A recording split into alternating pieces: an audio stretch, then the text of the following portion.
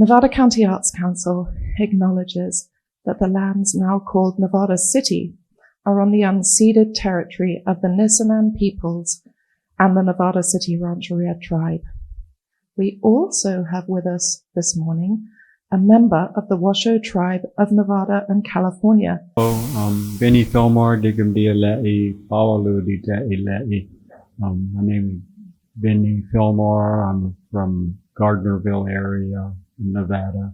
Pre-contact, there was many low impact fires across the Sierras and whatnot, and we're trying to work our way back to that point where we can do small scale burns and allow the people not to be afraid of fire, but to use it in a good way and healthy burns, and, you know, get our medicines and foods and whatnot to grow stronger, and basket items to grow straighter and like that. But I just want to thank all of you for allowing us to be here today. Laura Fillmore Digumdia Lei, and I'm an artist and activist in Northern California and Northern Nevada, working with the Center for the Study of the Force Majeure, which is an organization at UC Santa Cruz started by Helen and Newton Harrison, to the founding eco-artists in the movement. And I'm interested in food is medicine, water is medicine, and land is medicine. Hi, I'm Pam Larry with the Butte County Local Food Network, and our mission is to create a more healthy, just, regenerative, resilient food system in Butte County and the bioregion. And we're using art to help people understand the power of every bite they're taking, changing the world. I'm Pat Macias, and I'm Executive Director of MANCA, the Museum of Northern California Art in Chico. My name is Rita Hosking, and I'm a songwriter and a performer. And I'm really lucky to be the grant recipient from Creative Corps. And my project is called Climate Country Radio. And it's creating a bunch of little info-like tunes or public service songs on climate adaptation and mitigation. My name is Silva Alcivar. I'm a poet who's part of the Fire and Music Project, which is based out of Trinity County. And the project aims to take people like myself, poets and chamber musicians, a conductor, a filmmaker, and make us into fire practitioners. And with our learning, we will be creating a concert series up in fire-affected areas to create conversation and also introduce art as a way of gathering community and even healing. My name is Christina Simpson. I'm a viola player, and I'm also part of the Fire and Music Project. And we feel really lucky to be funded by the California Creative Corps to go out and make a difference with art. So thank you. Here we are at the Wild Scenic Film Festival, one of the most important environmental film festivals in the nation and therefore the world. It's a film festival that's designed not just for us to learn and enjoy and share our appreciation for the beauty of nature, but to inspire activism. Tell us, Eliza, and all you incredible grantees, what are the actions that we're going to go away with today? How will you have inspired us? Partly the Creative Corps is about, of course, art for art's sake, but it's also about the degree to which it inspires activism around issues critical to society. Most of our grantees with us today, in some way or another, are sharing campaigns of awareness connected with environmental issues, whether it's water scarcity, the threat of catastrophic fire, preparation for that, and disaster response. So you're going to be hearing some amazing things.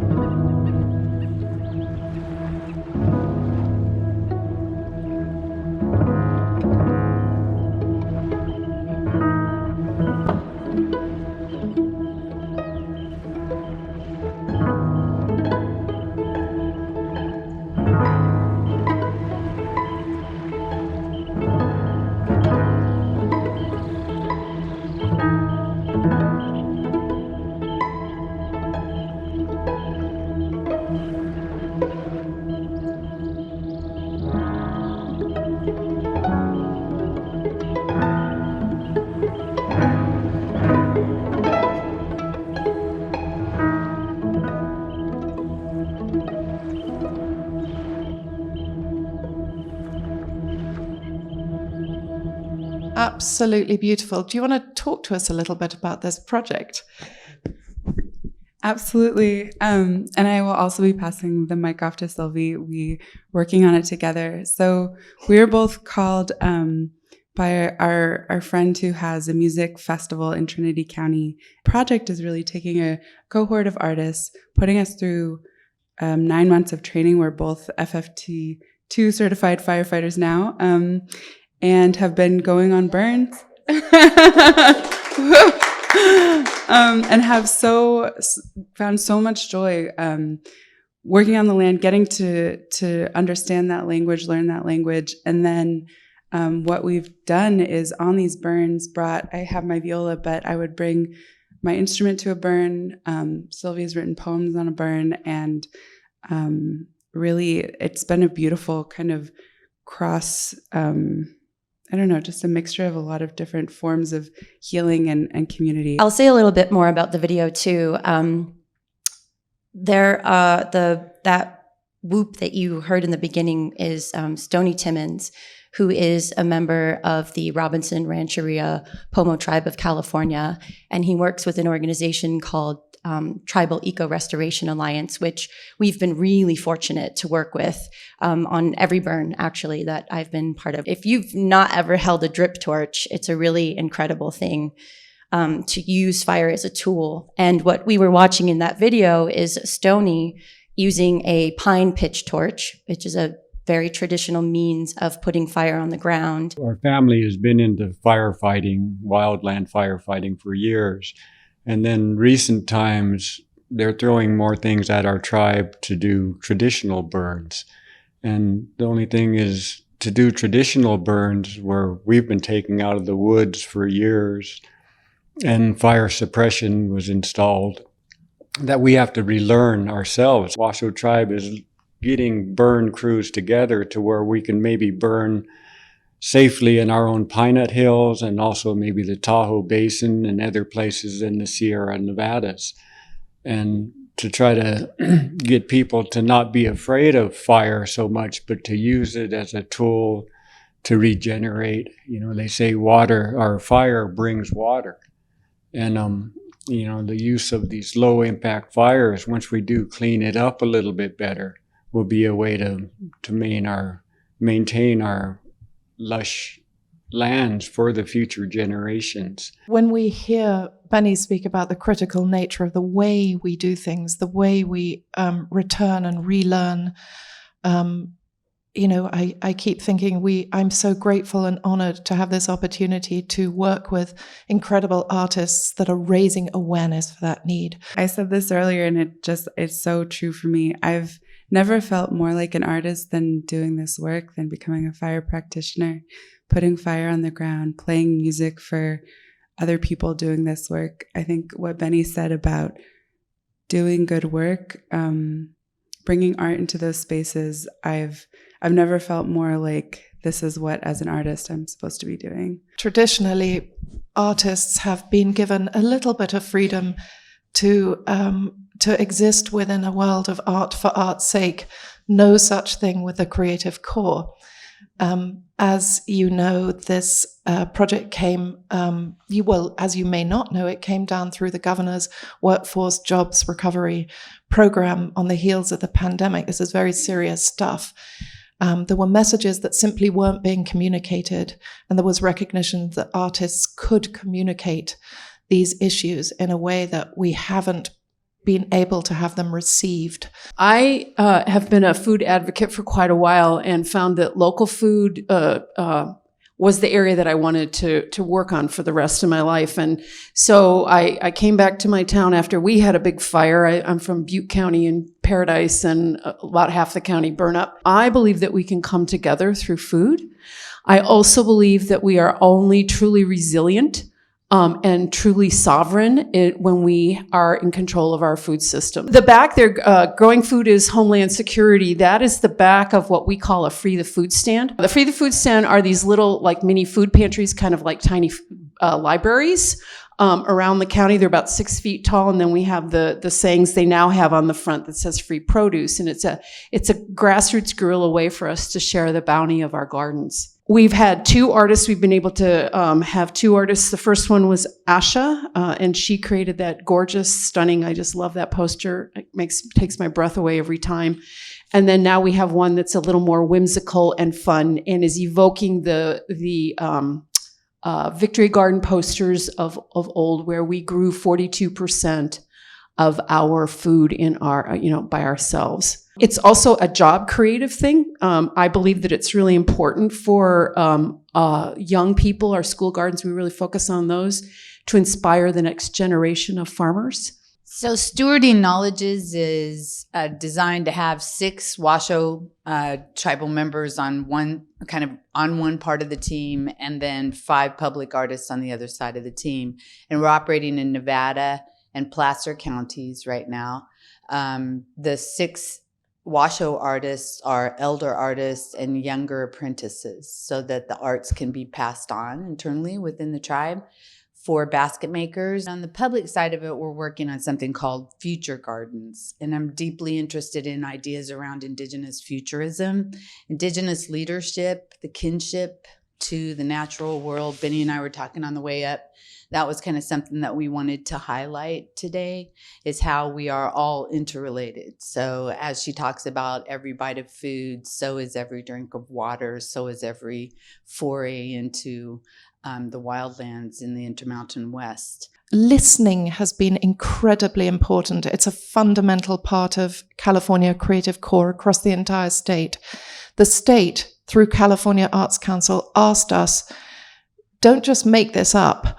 Listen to your communities. Go out and listen to what your communities are telling you that they need to create awareness for. As a scientist, one of the most exciting things for me of being part of this project has been seeing the opportunities of, I think quite linearly about, trying to get the data, trying to find the correlations. There's a lot of projects that are so much larger than even the science. And we're bringing in, as we see right here, the way in which the artists and culture bearers are bringing us to an approach and a way to move beyond the science, move beyond the data, and move into more of the spirit, the art, the soul.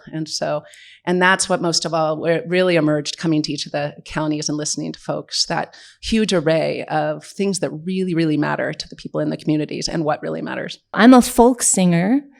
And so what that means is I've always written tunes about what's going on. People say artists are not first responders, but second or third responders. I'm creating an album, which you read. This was my first listening session. You were the first ones to hear it because it's unreleased music. It's going to release in about a month, technically. They're a set of short info tunes, or I'm calling them public service songs. So they're about 2 minutes long songs because the station managers at radio told me make them less than 3 minutes if you want them played more. So they're about 2 minutes long, so they can be inserted in programming here and there.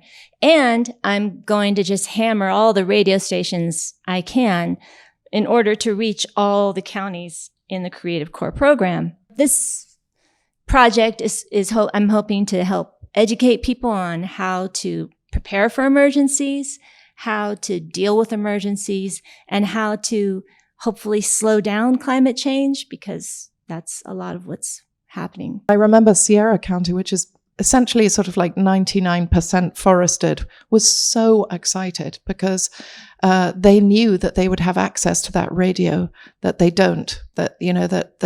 We take it for granted that some of our more rural areas can listen and have access to the same messaging and vehicles for communication that we do. It's just not the case. I'm not a grantee. I can only open our space to those that are. And we have one coming up that's called Labels. And it is Christine McShane, who is from Chico and is doing a project about the unhoused. That'll be up for a couple of weeks starting March 5th.